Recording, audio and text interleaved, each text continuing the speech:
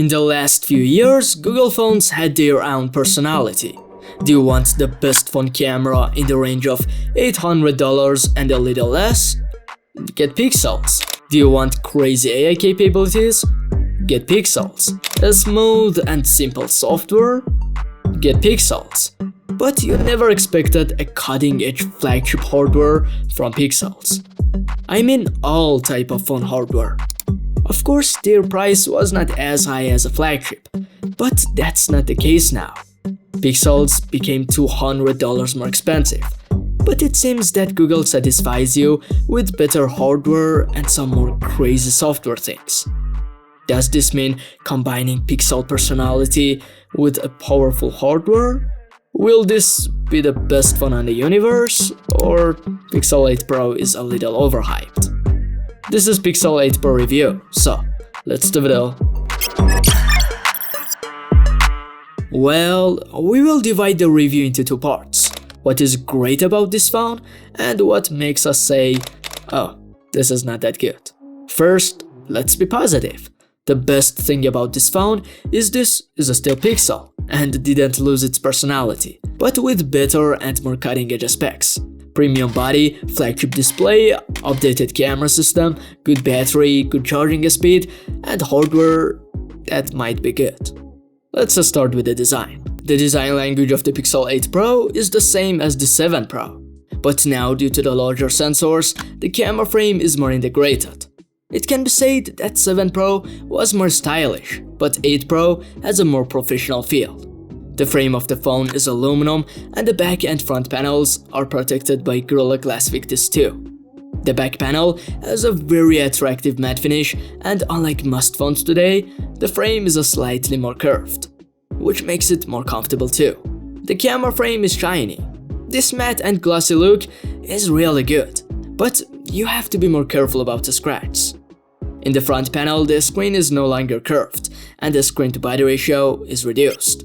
I myself prefer the curved display, but now it is more practical, but less beautiful. The Pixel display has also been upgraded. LTPO AMOLED with a resolution close to 2K, which of course is not automatically activated, and 120Hz dynamic up to 1Hz. Like any other flagship display, the colors are very accurate, the contrast is high, and you won't have any quality problems. But I wish it supported Dolby Vision, a more common standard than HDR10+. This display is super actual. You may ask, what does it mean?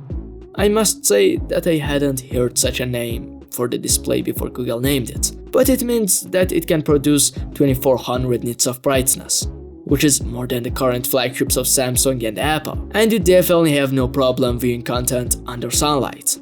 But it switched to oversaturated color preset called white color in maximum brightness. It has a weird feeling. Like the previous generations, the fingerprint sensor is under the display, optical and slow. Not too slow, but not tap to open. The Pixel 8 Pro speaker is a stereo and has a relatively high volume, and the speakers are balanced. Bass and sound resolution are also good, but not at the extent of iPhone 15 Pro. The battery is one of the strong points of this phone. A 5050 mAh battery that can easily be used for a full day without charger, which shows better hardware optimization.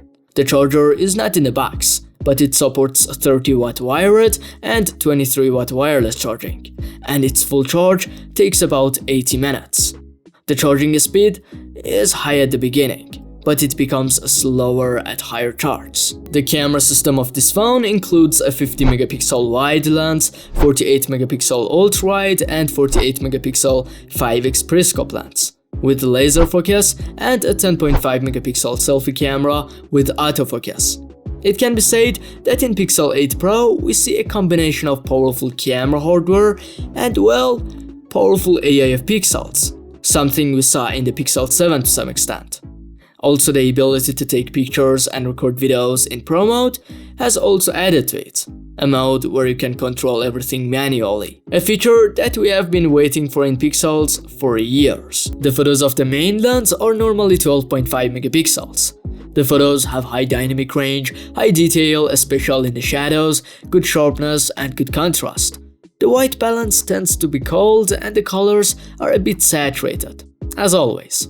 With the main lens, you can take 50 megapixel photo, both in RAW and JPEG format, and you can also choose the RAW mode between sRGB and DCI-P3, which is definitely not for the average user.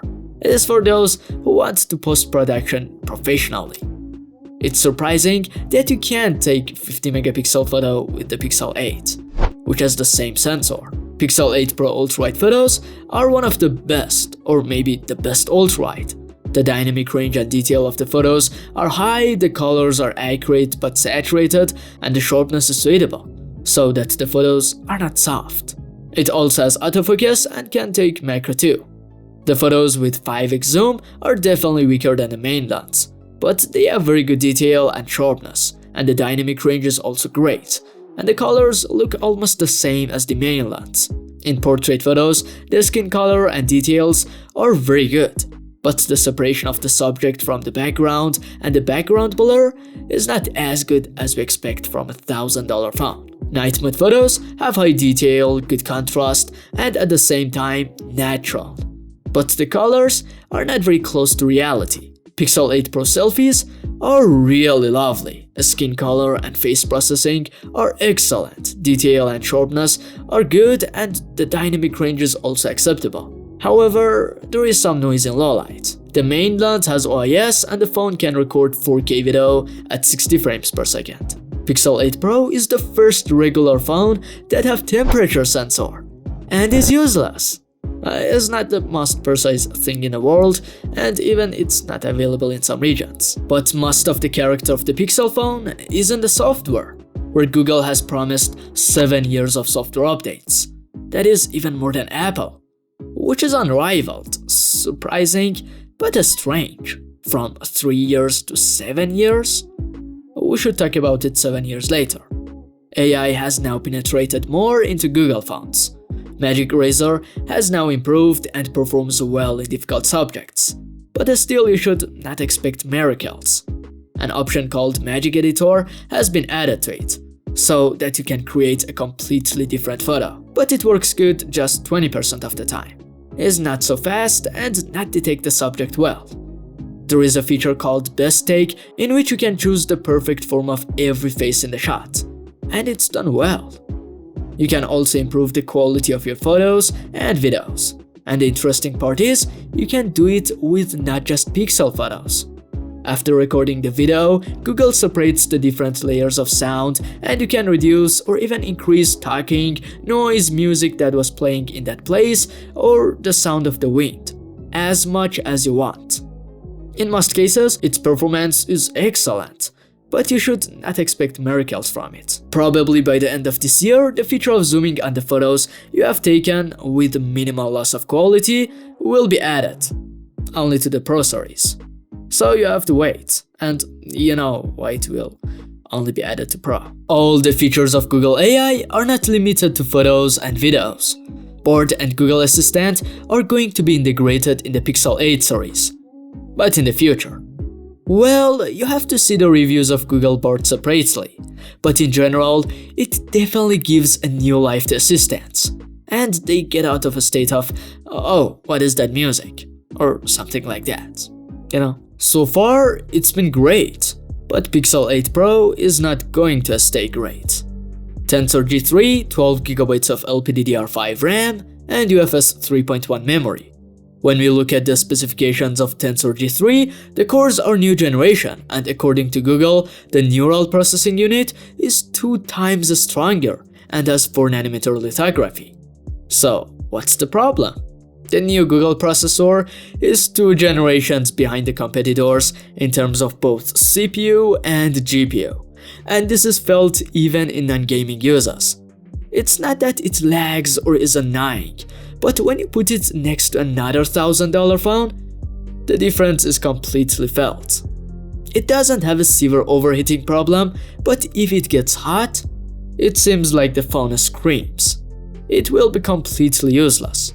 Well, instead, the neural processing unit has made all the features that I mentioned earlier exist. Right?